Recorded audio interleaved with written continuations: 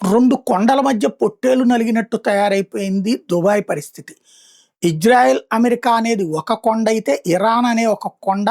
ఈ రెండు కొండల మధ్యన నలిగింది మాత్రం దుబాయ్. 8 గల్ఫ్ దేశాల్లో అత్యధికంగా లాస్ అయింది దుబాయే. దాడుల పరంగా చూస్తే అత్యధికంగా దాడులు జరిగింది దుబాయే అన్నది మరొకసారి స్పష్టమైన నివేదిక చెప్తోంది. ఫైనాన్షియల్ టైమ్స్ వాళ్ళ లెక్క ప్రకారం దుబాయ్ మీదన జరిగినటువంటి డ్రోన్ల దాడులు 1627. మొన్ననే ఒక్క మిస్సైల్ దాడి కూడా చేయలేదని ఇరాన్ చెప్పింది కానీ 319 చేసింది అది. మిస్సైల్స్ వేసింది దుబాయ్ మీద.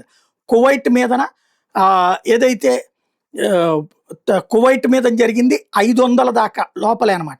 బహ్రెయిన్ మీదన తక్కువే జరిగింది, సౌదీ అరేబియా మీద జరిగింది తక్కువ జరిగింది, ఖతార్, ఒమన్ల మీద తక్కువనే జరిగింది. ఖతార్ మీద ఒక డ్రోన్ దాడులే జరిగినాయి. ఒమన్ మీద. ఖతార్ మీదన డ్రోన్ల దాడులు పరిమితం, మిస్సైల్ దాడులు ఎక్కువ జరిగింది. సౌదీ అరేబియా మీద కూడా డ్రోన్ల దాడులు ఎక్కువ జరిగింది, మిస్సైల్ దాడులు పరిమితంగా జరిగింది.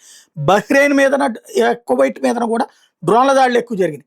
దుబాయ్ మీద డ్రోన్ల దాడులతో పాటుగా ఇక్కడ పోటీ ఎక్కువగా ఇవి జరిగినాయి.